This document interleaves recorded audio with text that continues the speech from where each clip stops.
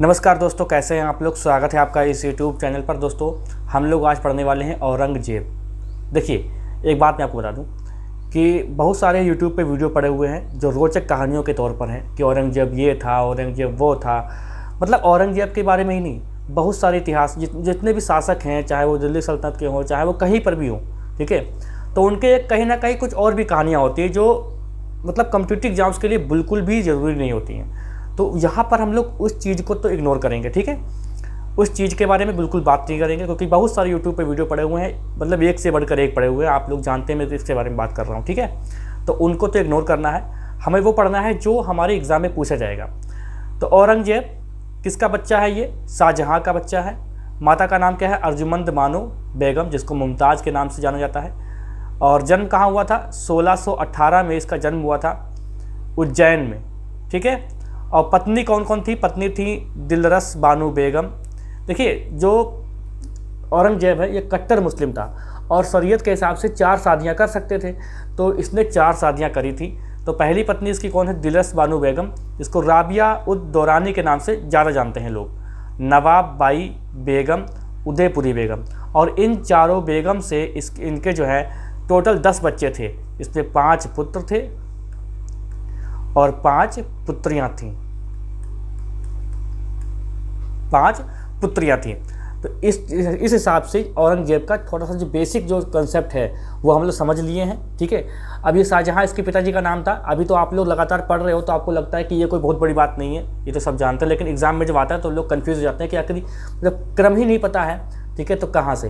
तो मुग़ल बादशाह में अगर देखें, मुग़ल वंश में देखें तो औरंगजेब ही जो है अंतिम जो है महान शासक माना जाता है। उसके बाद इसका पतन शुरू हो जाता है, क्योंकि औरंगजेब ने इतना माहौल ख़राब कर दिया होता है, सब कुछ जो है बिखर चुका होता है, तो संभालने में बहुत समय लगता है और संभाल ही नहीं पाते हैं। बाद में जो बाद में आते हैं वो संभाल ही नहीं पाते, क्योंकि औरंगजेब ने कुछ ज़्यादा ही क्रूरता दिखा दी थी, कुछ ज़्यादा ही अपनी कट्टरता दिखा दी थी, जिससे जो अर्थव्यवस्था थी, जो भी कुछ था, शासन था, वो सब बिखर चुका था, ठीक है। चलिए अब इसका देखते हैं प्रारंभिक जो राजनीतिक जीवन है उसके बारे में बात करते हैं।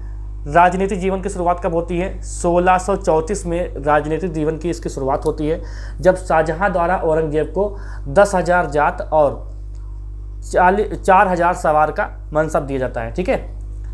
पैदल सैनिक, घुड़सवार सैनिक। अभी हम लोग जो एक क्लास और करेंगे, इसमें मुग़ल वंश के जो भी चित्रकला वगैरह है, जो भी एक अलग से जो भी शासन प्रणाली था, उसके अंतर्गत जो भी चीज़ें आएंगी उसको भी देखेंगे। तो एक क्लास और लगेगी मुग़ल वंश की, उसके बाद मराठा पढ़ेंगे, ठीक है। तो पहला सैन्य अभ्यास कब हुआ था? जुझार सिंह बुंदेला के विरुद्ध जो है पहला सैन्य अभ्यास हुआ था। जुझार सिंह बुंदेला वही है जो वीर सिंह बुंदेला का पुत्र है। ये जहांगीर का बहुत ही परम मित्र था वीर सिंह बुंदेला, ठीक है, जिसने अबुल फजल की हत्या कर दी थी। तो ये सैन्य ऐसा था कि ये जुझार सिंह जो बुंदेला है, ये शाहजहाँ को बिना बताए उन राज्यों में आक्रमण कर रहा था जो मतलब शाहजहाँ के अधीन थे। इसीलिए सैन्य अभियान हुआ था, मतलब एक तरीके से कहें तो विद्रोह हुआ था ये। तो पहला सैन्य अभ्यास जो है वो जो है जुझार सिंह बुंदेला के विरुद्ध किया गया था औरंगजेब के द्वारा। अभी गद्दी पे नहीं बैठा है, अभी उत्तराधिकार युद्ध होगा, उसके बारे में भी पढ़ेंगे, ठीक है। 1636 से 1644 तक औरंगजेब को पहली बार दक्षिण यानी दक्कन का सूबेदार नियुक्त किया गया था, ठीक है। फिर ये क्या हुआ था कि ये कुछ गलतियां करी, इसको बुला लिया गया और 1645 में गुजरात में सूबेदार नियुक्त किया गया था। फिर 1648 से 1652 तक मुल्तान का सूबेदार नियुक्त किया गया था और 1652 से 1657 तक फिर से दक्षिण का सूबेदार नियुक्त किया गया था। देखिए, जब शाहजहाँ ने विद्रोह किया था तब जहांगीर ने क्या किया था कि औरंगजेब और दारा शिकोह को अपने पास बुला लिया था, एक गिरवी के तौर पर बंधक बना के रखा था। मतलब बंधक, इसका मतलब ये नहीं कि बेड़ियाँ डाल दी थी, खेलते कूदते थे, सब कुछ था, लेकिन नूरजहाँ और जहांगीर के निगरानी में था, ठीक है। तो दारा शिकोह और औरंगजेब, मैंने आपको दारा शिकोह के बारे में पढ़ाया था शाहजहाँ वाले में, जो बहुत इंपॉर्टेंट है, मैंने सब वहाँ पर आपको बता दिया। यहाँ पर हम लोग युद्ध करवा देंगे, ठीक है, तो दारा शिकोह का भी चैप्टर समाप्त हो जाएगा। तो 1652 से 1657 तक दक्षिण का सूबेदार रहता है।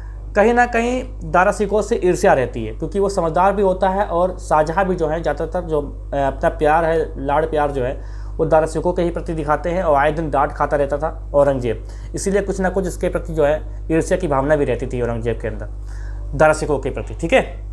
तो ये आपके जो है प्रारंभिक जो है राजनीतिक जो है इसकी जीवन की शुरुआत हुई थी। आगे देखते हैं। देखिए, पढ़ाई लिखाई में कसर नहीं छोड़ी थी औरंगजेब के लिए कोई भी, लेकिन इसका मन सबसे ज़्यादा लगता था धार्मिक ग्रंथ यानी अपना इस्लामिक धर्म ग्रंथ पढ़ने में इसका ज़्यादा मन लगता था। धीरे धीरे इसीलिए ये कट्टरता की ओर बढ़ता चला गया। बाकी इसको जो है अन्य कई भाषाओं का भी ज्ञान था, वीणा बजाना इसको आता था, लेकिन पता नहीं क्या पढ़ता गया और कैसे क्या ये बनता चला गया। ठीक है, आगे देखते हैं। अब देखिए उत्तराधिकारी का संघर्ष। उत्तराधिकारी का संघर्ष बहुत ही तगड़ा संघर्ष होता है। देखिए प्रथम युद्ध, देखिए अब बताओ मैं आपको थोड़ी सी कहानी क्या है। देखिए 5 पुत्र हैं जिसमें से 4 पुत्रों का नाम बताया गया है। पांचवा पुत्र क्या हुआ पता नहीं। ठीक है, देखो एक का नाम है दारा सिको, एक का नाम क्या है दारा सिको। ठीक है, दूसरा का नाम है शाह सुजा, शाह सुजा दूसरा नाम है, और तीसरा नाम है औरंगजेब का, और चौथा नाम है मुराद। देखिए दारा सिको, अब उत्तराधिकारी का मामला यहाँ पे क्या हो रहा है। देखो दारा सिको जो है वो तो शाहजहां का उत्तराधिकारी है, उसने तो घोषित ही कर दिया 1635-36 के आसपास तो घोषित ही किया गया था दारा सिको को। ठीक है, शाह सुजा जो होता है ये जो है ये बंगाल का सूबेदार है, बंगाल का सूबेदार है। ये जो है सबसे बेकार मतलब कहा जाए तो ये शासक था, मतलब बंगाल का सूबेदार था, अयासी किस्म का आदमी था। ठीक है, और औरंगजेब जो है ये काफ़ी समझदार था, ये काफ़ी समझदार था, काफ़ी तेज़ भी था, और कई सारे अभियान भी इसने जीते थे।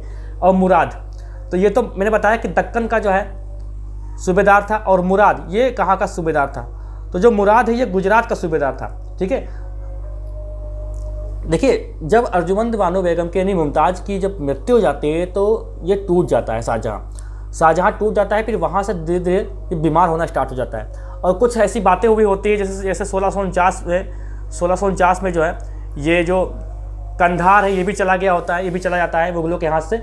तो काफ़ी मतलब हताश होता है, और बीमारी भी इसके घेरे होती हैं। और इसीलिए क्या करता है कि ये लोग, अब यहाँ पर क्या होता है कि उत्तराधिकारी का विरोध चल रहा होता है, विद्रोह चल रहा होता है, जबकि शाहजहाँ चाहता है कि दारा सिको जो है, हमारा लड़का दारा सिको जो है वो उत्तराधिकारी बने। वो सबसे बड़ा भी होता है और समझदार भी होता है, लेकिन दारा सिको के पक्ष में और मुस्लिम जो उलेमा वगैरह होते हैं वो सब नहीं थे, क्योंकि दारा सिको जो है ये हल्का उदारवादी था। अकबर की बनाई हुई जो अकबर का थोड़ा सा इसमें एक व्यक्तित्व था। ठीक है, सभी धर्मों को मानना, सभी धर्मों को पालन करना, उदारवादी था, दया भावना रखता था। लेकिन इसीलिए क्या करते थे कि जो और भी जो मुस्लिम समुदाय के लोग थे वो इसको दारा सिको को पसंद नहीं करते थे। ठीक है, वो औरंगजेब को, क्योंकि औरंगजेब जो है वो कट्टर सुन्नी था। ठीक है, तो औरंगजेब के साथ बहुत सारे लोग थे। ठीक है ना, ये चीज़ें होती। अब क्या होता है कि जैसे ही शाहजहाँ बीमार होता है दारा सिको उसके पास होता है, शाहजहाँ के पास दारा सिको होता है। दारा सिको जो होता है, ऐसा बताते हैं इतिहासकार कि शाहजहाँ की बीमारी को छुपा रहा होता है और ये लोग मिलने आते हैं तो मिलने भी नहीं दिया जाता है। कुछ गलतियां होती हैं दारा सिको से, ऐसा नहीं है। औरंगजेब शुरुआत में बताते हैं ऐसा गलत नहीं था, कुछ गलतियां होती जिससे औरंगजेब जो है विद्रोह करता है। अब क्या होता है कि ये जो शाह सुजा है ना, ये शाह सुजा ये अपने आप को बड़ा बुद्धिमान समझता है। जैसे ही खबर लगती है कि शाहजहाँ जो है ख़त्म हो चुके हैं, ये क्या करता है, ये भाई साहब बंगाल से सेना लेके आता है और मुग़ल सेना के साथ युद्ध होता है। मुग़ल सेना के साथ युद्ध होता है, और उसके बाद ये इसको बोलते हैं, इसको युद्ध बोलते हैं प्रथम युद्ध जो है ये बहादुरपुर का युद्ध है। ये बहादुरपुर का युद्ध है। ठीक है, जो आपका होता है फरवरी 1658 में, जिसमें क्या होता है कि ये बनारस के पास की स्थान है। ठीक है, बनारस के पास का एक स्थान है जहाँ पर जो है एक युद्ध होता है इनके बीच में, जिसमें क्या करते हैं कि जो दारा सिको है ये बहुत ही बुरी तरीके से परास्त करता है शाह सुजा को, और शाह सुजा वापस बंगाल अपने पहुंच जाते हैं। ठीक है, लेकिन ये क्या करता है, जो औरंगजेब है ये औरंगजेब अभी युद्ध नहीं कर रहा है। क्यों नहीं कर रहा है? क्योंकि इसके दिमाग में कुछ और भी चल रहा था। वो ये चल रहा था कि वो पहले क्या करेगा, मुराद को अपनी ओर मिलाता है, क्योंकि जान चुका होता है कि भाई शाही सेना है, ज़्यादा लोग उसके पास होंगे, तो मुराद को अपनी ओर मिलाता है। मुराद से कहता है कि ऐसा करते हैं, दारा सिको को हटाते हैं और फिर हम लोग जो है तीनों लोग आपस में बांट लेते हैं। ठीक है, अब शाह सुजा तो बात मानता नहीं है, तो कहता है कि शाह सुजा तो बेकार हो गया है। तो मुराद मतलब मैं और मुराद दोनों लोग मतलब बात करते हैं आपस में, कहते हैं दारा सिको को हटाते हैं, उसके बाद मैं चला जाऊँगा हज और तुम्हें मैं शासन जो है सौंप दूँगा।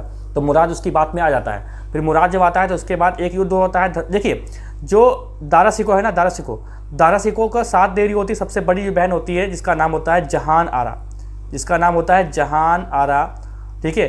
और जो औरंगजेब का साथ कौन दे रहा होता है, औरंगजेब का साथ दे रही होती है रोशन आरा, रोशन आरा। देखिए भाई बहन जब आपस में बढ़ जाते हैं तो वहाँ पर भी काफ़ी लाभ होता है। भाई सबसे बड़ी बेटी है, ठीक है, अब इस बेटी को ज़्यादा प्यार करता था शाहजहाँ, अब बेटी भी है उसके तरफ, दारा सिकोह की तरफ, और दारा सिकोह को ये जो है उत्तराधिकारी बनाना भी चाहता है, ठीक है। इसलिए क्या करता है, इसका पलड़ा भारी था क्योंकि जहान आरा इसकी तरफ थी, इससे फ़र्क पड़ रहा था, ठीक है।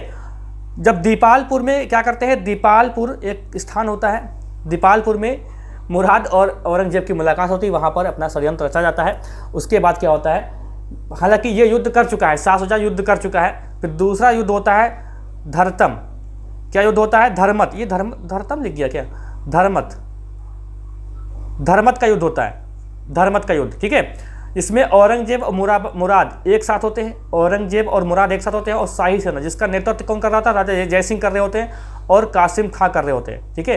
राजा जय सिंह और कासिम खां जो है नेतृत्व कर रहे होते हैं किसका, ये दारा सिकोह की तरफ से लड़ रहे थे, बाद में औरंगजेब की तरफ मिल जाते हैं क्योंकि जब कोई फायदा नहीं है औरंगजेब का, दारा सिकोह का काम तमाम हो जाता है। उसके बाद ये किसकी तरफ आ जाते हैं, औरंगजेब की तरफ आ जाते हैं। तो धर्मत का युद्ध होता है जब, जिसमें औरंगजेब और मुराद ये साथ साथ लड़ रहे होते हैं, और एक तरफ शाही सेना, जिसकी शाही सेना बुरी तरीके से परास्त होती है, यानी दारा सिकोह बुरी तरीके से हारते हैं। देखिए एक बात और है, शुरू में क्या हुआ कि जितना मतलब ये जो लड़ने में जो माहिर था वो था औरंगजेब, क्योंकि इसने बहुत सारे अभियान किए थे। लेकिन दारा सिकोह जो है पढ़ने लिखने में भी था, बहुत सारे ग्रंथ पढ़ता था, धार्मिक ग्रंथ पढ़ता था, सिर्रे अकबर की रचना की थी, ठीक है। तो ये सब जो है इसका जो है ग्रंथों में मन ज़्यादा लगता था, और इसका जो है इसका मन लगता था लड़ाई वड़ाई में, तो ये तो आगे था ही, ठीक है। इसलिए कहते हैं बच्चों को लड़ने दो, बच्चों को आपस में लड़ना भी जरूरी होता है ताकि बड़े होकर जो है जब घर में ही मारपीट नहीं कर पा रहे बच्चे तो बाहर क्या जीतेंगे। सामूगढ़ का युद्ध देखो, सामूगढ़ का युद्ध होता है, औरंग और मुराद एक साथ लड़ते हैं, फिर दारा सिकोह के बीच जो है लड़ाई होती है और दारा सिकोह फिर से बुरी तरीके से परास्त होता है। अब यहाँ पर देखिए, अब देखिए क्या होता है कि मुराद का काम अब तमाम करने वाला है औरंगजेब। क्यों, अब सोच रहा है कि अब जिसे अब बार बार क्या हो रहा है कि अब थोड़ा सा मुराद जो है समझ रहा है बात को, तो वो हस्तक्षेप भी कर रहा है औरंगजेब के मामले में। तो कहीं ना कहीं औरंगजेब की जो आंखों में खटकता है मुराद कि इसको हटाओ यार, तो इसको क्या करता है, दावत करता है, दावत में मतलब बहुत अधिक शराब पिला देता है, बहुत अधिक शराब पिला देता है, बाद में इसको कैद कर लेता है, उसकी हत्या करवा देता है, ठीक है। लेकिन औरंगजेब तो शराब पीता नहीं था, शराब के खिलाफ, क्योंकि इस्लाम धर्म में शराब वराब बहुत ही हराम है, ठीक है। तो उसमें हाथ, और जो औरंगजेब था वो बहुत ही तगड़ा मतलब भक्त था इस्लाम धर्म का, ऐसे मान सकते हैं, ठीक है। अब मुराद का काम तमाम हो गया। इसके बाद एक देवराई का युद्ध होता है 1659 में, ये आखिरी युद्ध समझ लीजिए होता है औरंगजेब और दारा सिकोह के बीच, ठीक है, फिर से, और दारा सिकोह जो है फिर से इसमें परास्त हो जाता है। अब देखिए क्या होता है कि इस्लाम की कुछ अवहेलना करने का आरोप लगाता है दारा सिकोह पर। कुछ देखिए जो मौलवी वगैरह होते हैं, जो भी उलेमा वगैरह बोलते हैं, सूफी संत, मतलब जो भी मतलब धार्मिक जो भी संत थे इस्लाम के, तो वो लोग दारा सिकोह की तरफ थे। तो इन लोगों ने क्या किया था कि इन लोगों ने जो दारा सिकोह है इस पे इस्लाम के मतलब विरुद्ध एक इस्लाम की अवहेलना करने का आरोप लगाया था, जिससे औरंगजेब ने इसको फांसी पे लटका दिया था। और मतलब फांसी लटकाया या उसकी गर्दन अलग कर दी, दोनों बातें हैं। जिसमें जो धड़ है वो दिल्ली में दफनाया गया और जो सिर है वो आगरा में ले जाया गया था, ठीक है, ये बताया गया था इसमें, इसके बारे में। अब देखिए ये जो यहाँ पर धर्मत का युद्ध होता है, इसी के बीच क्या होता है कि ये जो शाहजहाँ होता है, शाहजहाँ को नज़रबंद कर देता है, ये औरंगजेब शाहजहाँ को नज़रबंद कर देता है। और शाहजहाँ इतना कमज़ोर हो चुका होता है कि वो जहाँ पर से लेटता है वहाँ से ताजमहल को देखता रहता है, निहारता रहता है, अपनी मुमताज़ बेगम को याद करता रहता है। इसको जो है नज़रबंद कर देता है, और जहान आरा इसके साथ रहती हैं, ठीक है। 1666 में जाके मरता है ये शाहजहाँ, ठीक है ना। ऐसा लोग बताते हैं कि जब शाहजहाँ की मृत्यु हुई थी तब उसको हिजड़ों ने और जो गरीब मतलब मजदूर लोगों ने कंधा दिया था, ऐसा बताते हैं लोग, ठीक है। तो एक लाइन यहाँ पर और लिखी है कि जो दारा सिकोह का जो पुत्र था सुलेमान सिकोह, ये जो है ये जो उत्तराधिकारी का युद्ध हो रहा था तो ये भी उसके साथ था, दारा सिकोह के साथ। फिर ये भाग जाता है, ये कहाँ भाग जाता है, श्रीनगर के गढ़वाल एक शासक है पृथ्वी सिंह के यहाँ शरण लेता है। लेकिन एक क्या होता है कि पृथ्वी सिंह का जो एक उत्तराधिकारी है मेदिनी सिंह, ये औरंगजेब को सौंप देता है। और ये क्या करता है, जब औरंगजेब को सौंपता है तो ये जो सुलेमान सिकोह है ना, इसको बहुत सारी अफीम खिला के इसकी हत्या कर देता है, ठीक है। तो ये लाइन जो मैंने नोट करके लिखी इसको भी ध्यान रखिएगा। अब देखिए जो भी क्वेश्चन बने थे प्रीवियस ईयर में, प्रीवियस ईयर में जो भी क्वेश्चन बने हैं चाहे यूपीपी से चाहे आईएएस हो किसी में भी हो, वो सारे के सारे मैंने इस पर कवर किए, इसलिए वीडियो में कोई फालतू की बात नहीं हो रही है। तो वीडियो आप लोग बहुत ही ध्यान से देख रहे हैं, नहीं देख रहे हैं तो ध्यान से देखिएगा और नोट्स बनाते चलिए अपने, ठीक है। तो ये जो लाइन है ये क्वेश्चन आया हुआ है, इसको ध्यान रखिएगा कि जो दारा शिकोह का सुलेमान जो पुत्र था सुलेमान शिकोह, वो कहाँ भाग के गया था, तो श्रीनगर के गढ़वाल शासक था पृथ्वी सिंह, उसके यहाँ भाग के चला गया था, ठीक है। आगे चलते हैं। अब देखिए महत्वपूर्ण तथ्य, उत्तराधिकारी बन चुका है औरंगजेब का 2 बार। देखिए पहला मुगल बादशाह था जिसने 2 बार अपना राज्याभिषेक कराया था, ठीक है। जैसे पहले इसने किया था, तो जैसे देखो पहला इसने किया था 1658 में, पहला किया इसने 13 जुलाई 1658 में इसने पहली बार किया। फिर दूसरी बार जब कब किया था 15 जून 1659 में, 15 जून 1659 में दूसरी बार किया था। और इसने बहुत बड़ी उपाधि लेकर किया था जिसका नाम था अब्दुल मुजफ्फर मुहाउद्दीन मोहम्मद औरंगजेब बहादुर आलमगीर, ठीक है, पातशाह गाजी की उपाधि पर इसने बाद में जो है अपने आप को जो है पद से ये तब जाके गद्दी पर बैठा था। 2 बार इसका राज्याभिषेक हुआ है। डेट आपसे पूछ लेगा क्योंकि ये डेट पूछी गई है ना, इसलिए मैंने इस पर हाईलाइट कर दिया, ये डेट पूछी गई है भाई, इसको ध्यान रखिएगा। तो फिर से लिख दूँ डेट को। एक डेट क्या है 13 जुलाई 1658 और दूसरी डेट क्या है 15 जून 1659, ये दूसरी डेट है, दूसरी इसकी डेट है, ठीक है। तो ये डेट याद रखिएगा। अच्छा आगे देखते हैं।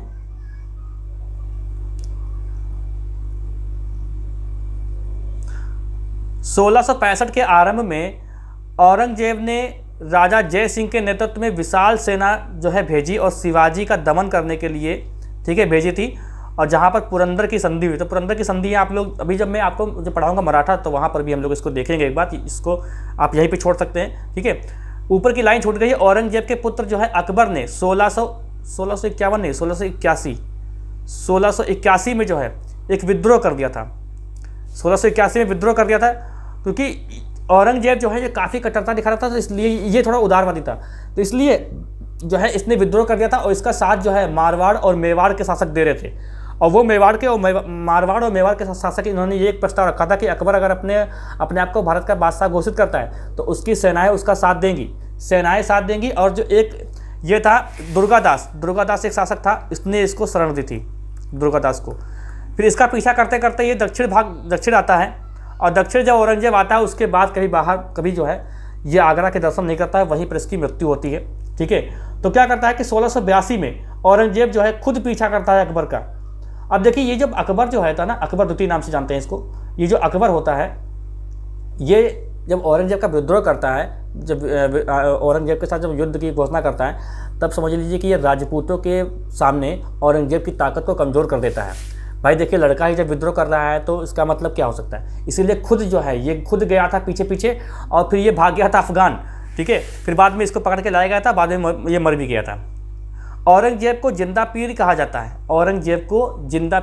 है, ये का बहुत लाइन इंपॉर्टेंट है। और औरंगजेब ने बीजापुर को 1686 में और गोलकुंडा को 1687 में जीता था। देखिए हुआ क्या था, जब ये दक्षिण का सूबेदार था दक्कन का, तब यहाँ पर गोलकुंडा और बीजापुर ये लगभग जीत चुका था, लेकिन दारा शिकोह की सिफारिश पर शाहजहां ने इसको वापस ला लिया था। ये भी खुन्नस थी उसके अंदर।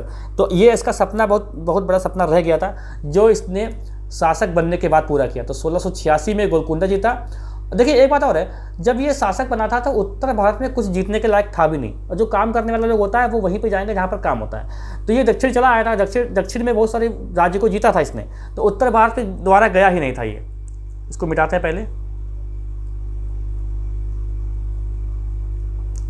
उत्तर भारत ये फिर ये कभी गया ही नहीं था, ठीक है। तो बीजापुर को कब जीता ये सन पूछा गया है, ये क्वेश्चन आया है यूपी पीसीएस में या फिर किसी पीसीएस में आया है क्वेश्चन। तो 1686 में इसने बीजापुर को जीता था और गोलकुंडा को जीता था 1687 में। अब बताते यह है कि गोलकुंडा को जो जीता था इसने, तो इसने समझ लो कि सोने की चाबी से, सोने की कुंजियों से जीता था। जैसा अकबर ने, बताते हैं जिस तरह अकबर ने जो है असीरगढ़ का किला जीता था सोने की कुंजी से। अब सोने की कुंजी का मतलब ये हो गया कि कोई ना कोई एक ऐसा जो है कैंडिडेट इसका उसके शासन मतलब उसके पास है, उसके विरोधी के पास ऐसा कैंडिडेट है, इसलिए मेरा आदमी तुम्हारे यहाँ काम कर रहा है, इसे नहीं बोलते हैं पुरानी फिल्मों में। तो वो एक जासूस जिसको अपनी ओर मिला लेता है तो वही सोने की कुंजी हो गई। तो वही सारे राज बताता था और उसी के कारण जो है ये जो गोलकुंडा है ये जीता गया था। और गोलकुंडा का शासक कौन था, ये क्वेश्चन पूछा गया था। गोलकुंडा का शासक था अबुल हसन, मेरे पीछे हो जाएगा ये, अबुल हसन कुतुब शाह। अबुल हसन कुतुब शाह ये शासक का नाम है, शासक का नाम याद रखिएगा क्योंकि क्वेश्चन पूछा गया है। ठीक है, तो औरंगजेब ने बीजापुर को कब जीता, 1686 में जीता। गोलकुंडा को जीता था 1687 में विजित किया। और अबुल हसन कुतुब शाह गोलकुंडा का शासक था। ठीक है, आगे चलते हैं। अब औरंगजेब के शासनकाल के दौरान मुगल सेना में सर्वाधिक हिंदू सेनापति थे। तो किस मुगल शासक के पास सर्वाधिक हिंदू सेनापति थे, तो औरंगजेब लगाइएगा। ठीक है, क्योंकि देखिए बताते हैं कि 31% जो हैं वो औरंगजेब के पास, यार ये तो उड़ने लगा, 31% जो है वो औरंगजेब के पास हिंदू सेनापति थे। ठीक है, इसमें अकबर के पास थे 22.5% और 22.4% थे शाहजहां के पास। ठीक है, औरंगजेब ने 1679 ईस्वी में पुनः जजिया कर लगाया। देखिए अकबर ने जजिया कर को समाप्त कर दिया था, लेकिन 1679 में क्या किया था कि जजिया कर को फिर से लगाया था, जिसमें जो महिलाएं थीं या वेश्या थीं, गरीब लोग थे, उन पर जजिया कर नहीं था। बाकी सभी लोगों पर जजिया कर मतलब गैर मुस्लिमों पर ये जजिया कर लगता था। ठीक है, और औरंगजेब द्वारा चलाए गए जिहाद का अर्थ क्या था, यह क्वेश्चन पूछा गया है। तो जिहाद का अर्थ था दारुल इस्लाम। देखिए दारुल इस्लाम मतलब क्या हुआ कि जो मतलब ऐसा देश जहाँ पर इस्लाम ही इस्लाम हो। ठीक है, और दारुल हर्ब उसको बोलते थे जिसको मतलब जहाँ पर मतलब जो है इस्लाम नहीं है। तो ऐसा मानते थे कि अल्लाह का ये फरमान है कि अल्लाह के कामों में साथ दो। ठीक है, अल्लाह के कामों में साथ दो ये कहता था। और ये कहता था कि दारुल इस्लाम, जो भी दारुल हर्ब है यानी जो भी गैर इस्लामिक प्रदेश हैं उनको बदलो दारुल इस्लाम, यानी उनको इस्लाम में परिवर्तित करो। समझे नहीं समझे, मतलब दारुल इस्लाम का मतलब ये है कि जो पूरा प्रदेश इस्लाम से भरा हुआ है। ठीक है, सभी लोग इस्लाम धर्म को मानने वाले, और ऐसा प्रदेश जहाँ पर इस्लाम धर्म को मानने वाली संख्या है भी और नहीं भी, तो वो दारुल हर्ब होता है। तो दारुल हर्ब को जो है दारुल हर्ब को दारुल इस्लाम बनाने का जो नारा था वो था जिहाद का मतलब। ठीक है, जिहाद का मतलब था ये। तो जिहाद का मतलब क्या था, दारुल इस्लाम। औरंगाबाद में औरंगजेब ने बीवी का मकबरा बनवाया, और बीवी का जो मकबरा था, ये जो बीबी का मकबरा था ये ताजमहल की एक फूहड़ नकल बताते हैं। ताजमहल की किसके फूहड़ नकल बताते हैं। जो इसकी प्रिय पत्नी थी राबिया उद दौरानी, तो दौरानी ये राबिया उद दौरानी इसकी प्रिय पत्नी थी, इसकी याद में बनवाया था। और 1651 से 1661 तक ये काम चला था। अब इसका बजट इतना कम था कि ताजमहल बन भी नहीं पाया था, क्योंकि शाहजहां ने तो पहले ही हाथ कटवा दिए थे सबके, तो कहाँ से बनता। लेकिन ताजमहल की फूहड़ नकल मानते हैं इसको। औरंगाबाद में ये बनवाया गया था बीबी का मकबरा। और बीबी का मकबरा जो है ये औरंगजेब के लड़के ने बनवाया था, लड़के की देखरेख में हुआ था। ठीक है, अच्छा एक बात मैं आपको बता दूं कि औरंगजेब की एक पुत्री थी जिसका नाम जानते हो क्या था, मेहरुनिसा। ये इसलिए लिख दिया मैंने क्योंकि ये क्वेश्चन पूछा गया कि निम्नलिखित में से कौन सी औरंगजेब की पुत्री है। इसमें बहुत सारे नाम लिखे थे, तो औरंगजेब की जो एक पुत्री है जिसका नाम है मेहरुनिसा, ये ध्यान रखिएगा। मेहरुनिसा नूरजहाँ का भी नाम था, ये मेहरुनिसा जो है औरंगजेब की पुत्री थी, उसका भी नाम था। संत रामदास औरंगजेब के समकालीन थे, ये भी ध्यान रखिएगा। और दिल्ली के लाल किला में मोती मस्जिद का निर्माण जो है वो औरंगजेब ने कराया था। दिल्ली के सामने एक देखिए, दिल्ली का लाल किला है, उसके सामने कौन सी जामा मस्जिद है, लेकिन उसके बाहर है ना, उसके अंदर इसने कराई थी मोती मस्जिद का निर्माण। मोती मस्जिद का निर्माण जो है इसके अंदर करवाया था औरंगजेब ने। ठीक है, कुछ बातें और बतानी है, जैसे कि औरंगजेब देखिए क्या करता था। औरंगजेब ने सिक्के पर कलमा लिखवाना बंद कर दिया था, क्योंकि वो समझता था कि जो आयतें होती हैं कुरान की बहुत ही पवित्र होती हैं और सिक्के सबके हाथ में जाते हैं, इसलिए उसने जो है आयत मतलब जो है ये बंद कर दिया था, ये बंद कर दिया था उसने। और उसके बाद जो नौरोज़ परिवार, जो नौरोज़ एक नव वर्ष के तौर पे मानते हैं, नौरोज़ को मनाना बंद कर दिया था, प्रतिबंध लगा दिया था। कोई भी त्यौहार नहीं मना सकता था। ठीक है, भांग की खेती भी नहीं हो सकती थी, और नाच गाना वगैरह कुछ नहीं हो सकता था, सब पर इसने प्रतिबंध लगा दिया था। और झरोखा दर्शन, ये जो झरोखा दर्शन जो होता है इस पर भी प्रतिबंध लगाया था। जैसे होता नहीं, ये बहुत बड़े बड़े सेलिब्रिटी होते हैं, बर्थडे होता है तो आके अपनी बालकनी में जाके ऐसे से हाथ चलाते हैं, तो वही झरोखा दर्शन, तो उस पर भी प्रतिबंध लगा दिया था। और बनारस का जो विश्वनाथ मंदिर है उसको भी तोड़वाया था, और जो मथुरा का जो केशव राय मंदिर है उसको भी तोड़वाया था। तो ये ध्यान रखिएगा। और एक पॉइंट रह गया था, जो सिखों के 9वें गुरु हैं, क्या नाम है, गुरु तेग बहादुर। जब ये बहुत कट्टरता अपने दिखा रहे थे, तो ये जो गुरु तेग बहादुर है इन्होंने विद्रोह किया था, जिसके कारण क्या होता कि इनकी जो है हत्या करवा दी गई थी औरंगजेब के द्वारा। तो गुरु तेग बहादुर की हत्या करवा दी गई थी। ठीक है, अब देखिए क्या हुआ कि मैंने बताया कि मुगल वंश का अंतिम महान शासक कौन था, औरंगजेब था। उसके बाद जो है वो योग्य शासक नहीं थे। इसके बाद कौन बैठता है, बहादुर शाह। यहाँ पे ले लेते हैं, यहाँ पर देखो ये तो लिख भी नहीं सकते यहाँ पे, क्या ये क्या हो गया यार।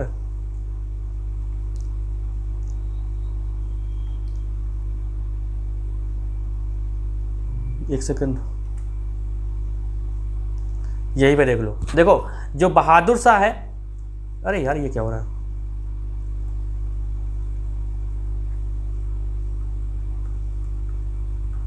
बहादुर शाह, ठीक है। ये बहादुर शाह आता है 1707 में, इसकी मृत्यु हो जाती है और 1712 तक ये चलता है, क्योंकि 1712 में बहादुर शाह की मृत्यु हो जाती है।